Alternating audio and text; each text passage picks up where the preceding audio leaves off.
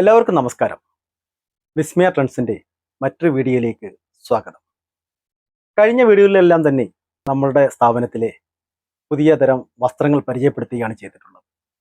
എന്നാൽ ഇന്നത്തെ വീഡിയോ എനിക്കറിയാവുന്ന ചില കാര്യങ്ങൾ പകർന്നു തരാനുള്ള ഒരു വീഡിയോയാണ്. നിങ്ങൾക്ക് എല്ലാവർക്കും അറിയാം, ഈ വരുന്ന 5-ാം തീയതി, അതായത് 2024 മെയ് മാസം 5-ാം തീയതി ഇന്ത്യ ഒട്ടുക്ക് നീറ്റ് എക്സാം നടക്കുകയാണ്. അത് നടത്തുന്ന ഏജൻസി അതിന് ഒരു ഡ്രസ് കോഡ് നിശ്ചയിച്ചിട്ടുണ്ട്.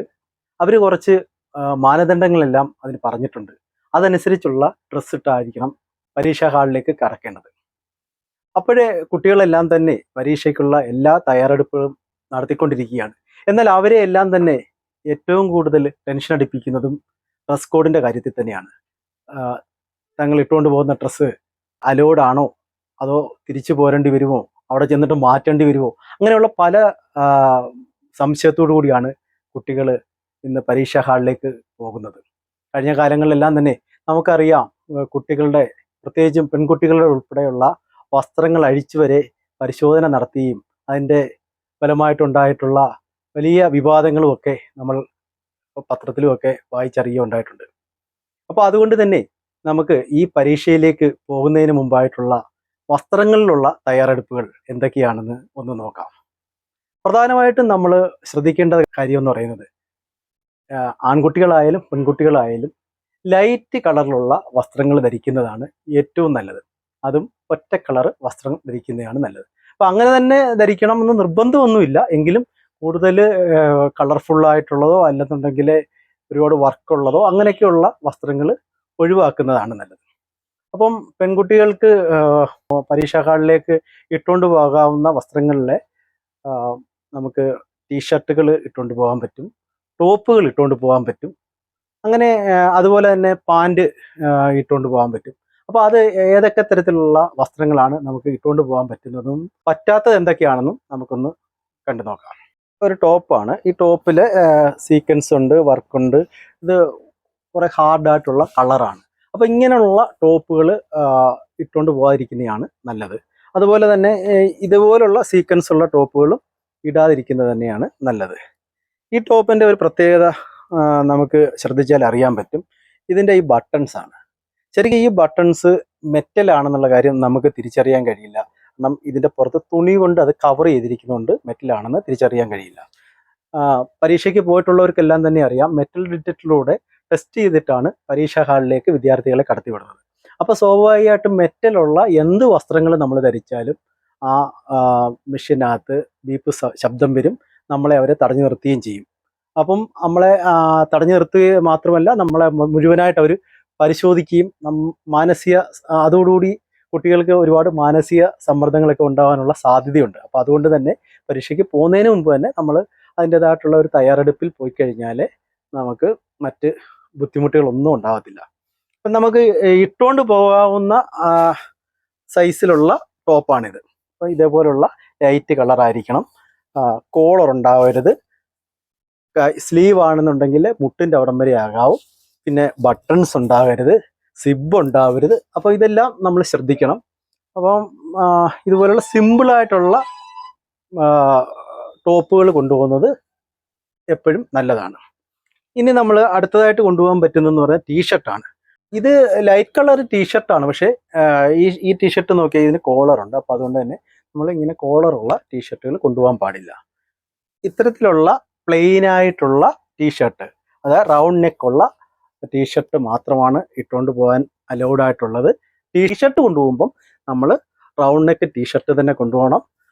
ഹാഫ് സ്ലീവായിട്ടുള്ള ടീഷർട്ട് ആയിരിക്കണം. അതുപോലെ തന്നെ ഈ ടീഷർട്ടിൻ്റെ മുന്നിലെ പേരോ അതല്ലെന്നുണ്ടെങ്കിൽ ഇതിനകത്ത് പ്രിൻറ്റിങ്ങോ അങ്ങനെയുള്ള ഒന്നും തന്നെ ഉണ്ടാവാൻ പാടില്ല. അപ്പോൾ അത് വളരെ ശ്രദ്ധിക്കണം. ഹൈനെക്കും ആവരുത്. പിന്നെ കോളർ പോലെ തന്നെ ഹൈനെക്ക് ടീഷർട്ടുകളും അലൗഡ് അല്ല. അടുത്തതായിട്ട് നമുക്ക് പാൻറ്റിനെ കുറിച്ച് പറയുകയാണെന്നുണ്ടെങ്കിൽ സ്വാഭാവികമായിട്ടും നമ്മൾ ജീൻസ് ഒഴിവാക്കുന്നതാണ് നല്ലത്. കാരണം ജീൻസ് അലൗഡ് ആണോ അല്ലയോ എന്ന് ചോദിച്ചു കഴിഞ്ഞാൽ ചില സെൻറ്ററുകളിലൊന്നും അത് ജീൻസ് പരിശോധിക്കുന്നില്ല എന്ന് പറയുന്നു. പക്ഷേ ജീൻസിനകത്തുള്ള ഏറ്റവും വലിയൊരു കുഴപ്പമെന്ന് പറഞ്ഞാൽ ജീൻസ് നമ്മൾ എടുത്താലും, പ്രത്യേകിച്ച് പെൺകുട്ടികളുടെ ജീൻസ് എടുത്തു കഴിഞ്ഞാൽ അതിനകത്ത് ഇത്തരത്തിലുള്ള ബട്ടൺസുകളൊക്കെ കാണും. പിന്നെ സിബ് മെറ്റലായിരിക്കും. പിന്നെ അതിൻ്റെ ബാക്കിലും ഒക്കെ തന്നെ മെറ്റലായിട്ടുള്ള ഒരുപാട് സാധനങ്ങൾ കാണും. അപ്പോൾ അതുകൊണ്ട് തന്നെ ജീൻസ് നമ്മൾ ഒഴിവാക്കുന്നതാണ് നല്ലത്. കാരണം നമുക്ക് അവിടെ ചെന്നിട്ട് പിന്നെ ഈ ബട്ടൺസ് പറിച്ചൊന്നും കളയാൻ പറ്റത്തില്ല. പിന്നെ അല്ലെ നമ്മൾ അടുത്ത കട തിരക്കി പോയി പുതിയ വസ്ത്രം മേടിച്ചുകൊണ്ട് വന്ന് ധരിച്ചിട്ടൊക്കെ പോകേണ്ടി വരും. അപ്പോൾ അതുകൊണ്ട് ജീൻസ് ഫുള്ളായിട്ട് തന്നെ ഒഴിവാക്കുക. പിന്നെ ഇടാൻ പറ്റുന്ന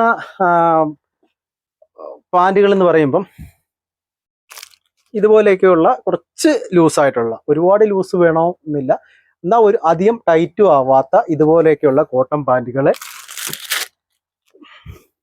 ഇങ്ങനെയൊക്കെയുള്ള പാൻറ്റുകളൊക്കെ നമുക്ക് ഉപയോഗിക്കാവുന്നതേ ഉള്ളൂ. അപ്പോൾ അത് ശ്രദ്ധിക്കണം. കാരണം നമ്മൾ പരീക്ഷയ്ക്ക് പോകുമ്പം നമ്മൾ പരീക്ഷാ ഹാളിന് മുന്നിൽ വെച്ച് നമുക്കൊരു പ്രയാസം ഉണ്ടായി കഴിഞ്ഞാൽ പിന്നെ നമുക്ക് നമ്മുടെ കോൺസെൻട്രേഷൻ എല്ലാം നഷ്ടപ്പെടുകയും നമുക്ക് നന്നായിട്ട് പരീക്ഷ എഴുതാൻ കഴിയില്ല. അപ്പോൾ അതിനു മുമ്പായിട്ട് തന്നെ നമ്മൾ അതിനുള്ള തയ്യാറെടുപ്പുകൾ നടത്തേണ്ടതായിട്ടുണ്ട്. പിന്നെ പെൺകുട്ടികൾ ശ്രദ്ധിക്കേണ്ട 1-2 കാര്യങ്ങളുണ്ട്. പ്രധാനമായിട്ടും അവരുടെ ഓർണമെന്റ്സ് ആണ്. ഓർണമെന്റ്സിനകത്ത് ഒരു തരം ഓർണമെന്റ്സും, മെറ്റലുള്ള ഓർണമെന്റ്സും അവർ കൊണ്ടുപോയിരിക്കുന്നതാണ് നല്ലത്. മെറ്റൽ എന്നല്ല, ഓർണമെന്റ്സേ ധരിക്കാതിരിക്കുന്നതാണ് നല്ലത്. അപ്പോൾ അതെല്ലാം ഊരി മാറ്റിയിട്ട് പോകുന്നതാണ് നല്ലത്. പിന്നെ അതേപോലെ തന്നെ പലരും ശ്രദ്ധിക്കാതെ പോകുന്ന ഒരു കാര്യമാണ് ഇത്തരത്തിലുള്ള ക്ലിപ്പുകളൊക്കെ. ഇത് തലയിൽ ധരിച്ചുകൊണ്ടാണ് മിക്ക കുട്ടികളും പോകുന്നത്. പക്ഷെ അവർ ഡ്രസ്സ് ചിലപ്പം കറക്റ്റായിട്ടുള്ള ഡ്രസ്സ് ധരിച്ചിരിക്കാം. അപ്പോൾ അങ്ങനെയൊക്കെ ആണെങ്കിൽ പോലും അവിടെ ചെല്ലുമ്പം മിഷ്യൻ്റെ മുന്നിൽ ചെല്ലുമ്പം ബീപ്പ് സൗണ്ട് ഉണ്ടാക്കും. ഇതിന് ഇതുകൊണ്ടുള്ള ഒരു ഗുണവും അല്ല, ഇതുകൊണ്ട് പേടിക്കാനൊന്നുമില്ല. കാരണം എന്ന് പറയുന്നത് ഇത് അവിടെ ഇപ്പം സൗണ്ട് ഉണ്ടാക്കിയാൽ നമ്മളെ പരിശോധിച്ചതിന് ശേഷം അവരിത് എടുത്ത് മാറ്റും, നമുക്ക് കയറിപ്പോകാൻ പറ്റും, മറ്റു പ്രശ്നങ്ങളൊന്നും ഇല്ലേ. പക്ഷെ എന്നാലും നമ്മൾ പരീക്ഷയ്ക്ക് പോകുമ്പം ഇത്തരത്തിലുള്ള ക്ലിപ്പുകളും കാര്യങ്ങളും എല്ലാം ഒഴിവാക്കുക. ഈ ബണ്ണ് ടൈപ്പ് മുടിയിലിടാം, അതുപോലെ തന്നെ റബ്ബർ ബാൻഡ് ഇടാം. അതൊക്കെ തൽക്കാലം 2 മണിക്കൂറത്തെ കാര്യമല്ലേ ഉള്ളൂ. അപ്പോൾ ആ 2 മണിക്കൂറത്തെ കാര്യത്തിന് വേണ്ടി നമ്മൾ നമ്മുടെ ഡ്രസ്സിലൊക്കെ കുറേ വിട്ടുവീഴ്ചകൾ ചെയ്ത് കഴിഞ്ഞാൽ നമുക്കധികം ടെൻഷൻ ഇല്ലാതെ നമുക്ക് പരീക്ഷാ ഹാളിലേക്ക് കടക്കാൻ കഴിയും. പിന്നെ അടുത്തതെന്ന് പറഞ്ഞാൽ നമ്മൾ ശ്രദ്ധിക്കേണ്ട ഒരു കാര്യം, പലരും ശ്രദ്ധിക്കാത്ത ഒരു കാര്യമാണ് ചെരുപ്പ്. അപ്പോൾ ചെരുപ്പ് എന്ന് പറയുന്നത് ഷൂ അലൗഡ് അല്ല. അത് എല്ലാവരും ശ്രദ്ധിക്കണം. ഷൂ എന്ന് പറയുന്ന സാധനമേ അലൗഡ് അല്ല. ഹാഫ് ഷൂവും അലൗഡ് അല്ല. പാദം മറഞ്ഞു കിടക്കുന്ന ചെരുപ്പുകളും അലൗഡ് അല്ല. അപ്പം ഏറ്റവും നല്ലതെന്ന് പറയുന്നത് സ്ലിപ്പർ ചെരുപ്പ് ഇട്ടുകൊണ്ട് പോകുന്നതാണ്. ഇനി അത് പറ്റാത്തവർക്കാണെങ്കിൽ ചെറിയ വള്ളി പോലുള്ള പാദം ചെറുതായിട്ട് മറയുന്ന ടൈപ്പുള്ള ചെരുപ്പുകളൊക്കെ ഉപയോഗിക്കുന്നതിന് കുഴപ്പമില്ല. പിന്നെ നമ്മൾ ശ്രദ്ധിക്കേണ്ട ഒരു കാര്യം എന്ന് പറഞ്ഞാൽ മിക്കവാറും കുട്ടികളുടെ ദേഹത്തൊക്കെ തന്നെ ചരടിൽ ഏലസ് ഒക്കെ കെട്ടിയിട്ടുണ്ടാവും. അത് ചിലർ കയ്യിൽ കെട്ടാറുണ്ട്, ചിലർ അരയിൽ കെട്ടാറുണ്ട്. അപ്പം ഇത് ചിലർ ഈ സമയത്ത് വിട്ടുപോകാറുണ്ട്. പരീക്ഷയ്ക്ക് ചെല്ലുമ്പം പ്രത്യേകിച്ച് മെറ്റൽ ഡിറ്റക്ടറിലൂടെ കയറി ഇറങ്ങുമ്പോഴായിരിക്കാം ഇതിൻ്റെ ബീപ്പ് സൗണ്ടൊക്കെ കേൾക്കുന്നത്. അപ്പം പിന്നെ വീണ്ടും അവർ നമ്മളെ പരിശോധിക്കുകയൊക്കെ ചെയ്യാറുണ്ട്. പിന്നെ അടുത്തതായിട്ട് പെൺകുട്ടികൾ പ്രധാനമായിട്ട് ശ്രദ്ധിക്കേണ്ട ഒരു കാര്യം എന്ന് പറഞ്ഞു കഴിഞ്ഞാൽ അവരുടെ BRൻ്റെ കാര്യത്തിലാണ്. അപ്പം ബ്രായൊക്കെ ഉപയോഗിക്കുന്ന പെൺകുട്ടികൾ ഉറപ്പായിട്ട് സ്പോർട്സ് ബ്രാ മോഡലിൽ ഉപയോഗിക്കുന്നതാണ് നല്ലത്. കാരണം അതിനകത്ത് ഹുക്കുകളൊന്നും ഉണ്ടാകത്തില്ല. അത് നമ്മൾ വലിച്ചിടുന്ന ബ്രായാണ്, അല്ലാതെ ഹുക്കുള്ള ബ്രായാണ്. നമ്മൾ പുറമേ ഉള്ള എല്ലാ ഡ്രസ്സുകളും അവരുടെ ഡ്രസ് കോഡിനനുസരിച്ച് കൊണ്ടുപോവുകയും പക്ഷേ നമ്മൾ മെറ്റൽ ഡിറ്റക്ടറിലൂടെ കടന്നു പോകുമ്പം ബീപ്പ് അടിക്കുകയും ചെയ്യും. ഒരുപക്ഷെ നമ്മൾ പോലും വരണ്ടു, ഈ പോകുന്ന കുട്ടികൾ പോലും വരണ്ടു, കാരണം അവരും ഒരിക്കലും ചിന്തിക്കാത്ത ഒരു കാര്യമാണ് സംഭവിക്കുന്നത്. അപ്പോൾ അതുകൊണ്ട് ഒരു ദിവസത്തേക്ക് വേണ്ടി നമ്മൾ ഇത്തരത്തിലുള്ള അടിവസ്ത്രങ്ങളും ഉപയോഗിക്കുന്നത് നല്ലതാണ്. അപ്പോൾ പെൺകുട്ടികളുടെ കാര്യങ്ങൾ ഇത്രയേ ഉള്ളൂ പറയാൻ. അപ്പം ആൺകുട്ടികളുടെ കാര്യത്തിലും ഇതുപോലൊക്കെ തന്നെയാണ്. നമുക്ക് ആൺകുട്ടികൾക്ക് ഷർട്ട് ധരിക്കാവുന്നതാണ്, അതുപോലെ തന്നെ ടീഷർട്ട് ധരിക്കാം. കുർത്ത പോലെയുള്ള വസ്ത്രങ്ങൾ ചില സെൻറ്ററുകളിൽ അനുവദിക്കാറില്ല. അതുകൊണ്ട് അത് ഒഴിവാക്കി പോകുന്നതാണ് നല്ലത്. അപ്പോൾ ഷർട്ട് ധരിക്കുമ്പോഴേ നമ്മൾ ഇതുപോലെ ഉള്ള ലൈറ്റ് കളർ ഷർട്ട്, സിംഗിൾ പോക്കറ്റുള്ള ഷർട്ട് ധരിക്കണം. പോക്കറ്റ് ഇല്ലാത്തതാണെങ്കിൽ അത്രയും നല്ലത്. ഒന്നിലധികം പോക്കറ്റ് ഉള്ളത് ഷർട്ട് ധരിക്കരുത്. ഹാഫ് സ്ലീവ് ആയിരിക്കണം ഷർട്ട്. ടീഷർട്ട് ആണെങ്കിൽ ഇത്തരത്തിൽ തന്നെയുള്ള റൗണ്ട് നെക്കുള്ള ഹാഫ് സ്ലീവ് ടീഷർട്ടിൽ ബ്രാൻഡിങ് ഒന്നും ഉണ്ടാവാൻ പാടില്ല. അതുപോലെ തന്നെ മറ്റുള്ള ഒരു പേരുകളൊന്നും എഴുതാൻ പാടില്ല, പ്രിൻറ്റിങ് ഉണ്ടാവാൻ പാടില്ല. അപ്പം അത് പ്രത്യേകം ശ്രദ്ധിക്കണം. ലൈറ്റ് കളർ ആയിരിക്കണം. പിന്നെ പാൻറ്റിൻ്റെ കാര്യത്തിലാണെങ്കിൽ ജീൻസ് കഴിവതും ഒഴിവാക്കുന്നതാണ് നല്ലത്. കാരണം ജീൻസിനകത്ത് ഈ പറയുന്നത് പോലെ ഒരുപാട് ഭാഗങ്ങളിൽ മെറ്റൽ ഉപയോഗിക്കാറുണ്ട്. അപ്പോൾ അതുകൊണ്ട് ജീൻസ് ഒഴിവാക്കുക തന്നെയാണ് നല്ലത്. ഒരു പരീക്ഷണം നടത്തേണ്ട കാര്യമില്ലല്ലോ. പിന്നെ കോട്ടൺ പാൻറ്റ് നമുക്ക് ഉപയോഗിക്കാം. കോട്ടൺ പാൻറ്റ് ഉപയോഗിക്കുമ്പം പ്രത്യേകം ശ്രദ്ധിക്കേണ്ടത് അതിൻ്റെ സിബിൽ ഒരു കാരണവശാലും മെറ്റൽ ഉണ്ടാവരുത്. ഇപ്പം പ്ലാസ്റ്റിക് കൊണ്ടുള്ള സിബുള്ള കോട്ടൺ പാൻറ്റ് ഇട്ടുകൊണ്ട് പോകുന്നതാണ് നല്ലത്. പിന്നെ അയഞ്ഞ കുറച്ചും കൂടെ അയഞ്ഞ പാൻറ്റുകൾ, ട്രാക്ക് സൂട്ട് പോലെയുള്ള ലൈറ്റ് കളർ പാൻറ്റുകൾ ഉപയോഗിക്കുന്നതിനും അനുവദിക്കാറുണ്ട്. അപ്പോൾ അതിനകത്ത് മെറ്റലൊന്നും ഉണ്ടാവാതെ നോക്കണം.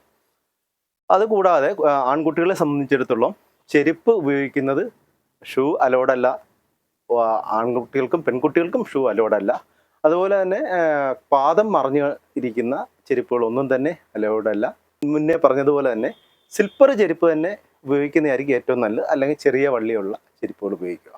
വാച്ച് കൊണ്ടുപോകാതിരിക്കുക.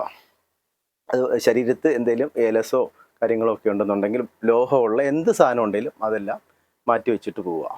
അപ്പോൾ ഇതൊക്കെയാണ് നമ്മൾ ശ്രദ്ധിക്കേണ്ട കാര്യങ്ങൾ. പിന്നെ മതപരമായിട്ടുള്ള വസ്ത്രങ്ങൾ ധരിക്കുന്നവർക്ക് അതിനുള്ള ചില സൗജന്യങ്ങൾ, ആനുകൂല്യങ്ങളൊക്കെ പരീക്ഷ നടത്തുന്നവർ കൊടുക്കാറുണ്ട്. പ്രത്യേകിച്ചും പർദ്ദ ധരിക്കുന്നവർ, ഹിജാബ് ധരിക്കുന്നവർ, അവർക്കൊക്കെ അത് ധരിച്ച് തന്നെ പരീക്ഷ എഴുതാൻ കഴിയും. പക്ഷേ അതിന് ചെയ്യേണ്ട ഒരു കാര്യമെന്ന് പറയുന്നത് ഏകദേശം പരീക്ഷയ്ക്ക് ഒരു 3-3.5 മണിക്കൂറിന് മുന്നെങ്കിലും അവിടെ റിപ്പോർട്ട് ചെയ്യണം. അപ്പോൾ അവർ വസ്ത്രങ്ങൾ പരിശോധിക്കും. പരിശോധിച്ചിട്ട് അതിനകത്ത് മറ്റു കുഴപ്പങ്ങളൊന്നും ഇല്ലെങ്കിൽ അത് ഇട്ടുകൊണ്ട് തന്നെ പരീക്ഷ എഴുതാൻ അനുവദിക്കുന്നതാണ്. അപ്പം നമ്മൾ പരീക്ഷയ്ക്ക് പോകുന്നവർ ശ്രദ്ധിക്കേണ്ട കാര്യങ്ങളെല്ലാം ഏകദേശം നമ്മൾ പറഞ്ഞിട്ടുണ്ട്. 2 മണിക്കൂറാണ് പരീക്ഷ, വർഷത്തിൽ ഒരിക്കൽ നടക്കുന്നതാണ്. അതുകൊണ്ട് തന്നെ ആ 2 മണിക്കൂർ നമ്മൾ വളരെ കൂളായിട്ട്, മനസ്സിൽ യാതൊരു ടെൻഷനും ഇല്ലാതെ നമ്മൾ പരീക്ഷയ്ക്ക് പോകണം. അപ്പോൾ പരീക്ഷയ്ക്ക് പോകുമ്പം നന്നായിട്ട് പഠിച്ചാൽ പോലും ഡ്രസ് കോഡിൻ്റെ കാര്യത്തിൽ നമ്മൾ പറഞ്ഞിട്ടുള്ള കാര്യങ്ങളൊക്കെ ശ്രദ്ധിച്ചിട്ട് പോകണം. അപ്പോൾ നിങ്ങളുടെ വീട്ടിൽ ഇത്തരം വസ്ത്രങ്ങളുണ്ട്, അത് തന്നെ ഇട്ടുകൊണ്ട് പോയാൽ മതി. ഇനി ആർക്കെങ്കിലും ഈ വസ്ത്രങ്ങളില്ല എന്നുണ്ടെങ്കിൽ നമ്മുടെ വിസ്മയ ട്രെൻഡ്സിലെ ആൺകുട്ടികൾക്കുള്ളയും പെൺകുട്ടികൾക്കുള്ളയും നീറ്റ് പരീക്ഷയ്ക്ക് ധരിക്കേണ്ട എല്ലാ തരം വസ്ത്രങ്ങളും നമ്മുടെ കയ്യിലുണ്ട്. അപ്പോൾ അതുകൊണ്ട് ആർക്കെങ്കിലും വേണം എന്നുള്ളവർക്ക് നമ്മുടെ ഷോപ്പിലേക്ക് വരാം. ഇത് കണ്ടിട്ട് വളരെ കുറഞ്ഞ വിലയിൽ നിങ്ങൾക്ക് അത് ഇവിടുന്ന് വാങ്ങിക്കൊണ്ട് പോകാം. അപ്പം പരീക്ഷയ്ക്ക് പോകാൻ തയ്യാറായിട്ടിരിക്കുന്ന എല്ലാ കുട്ടികൾക്കും എല്ലാവിധ ആശംസകളും നേരുന്നു. ഓക്കെ.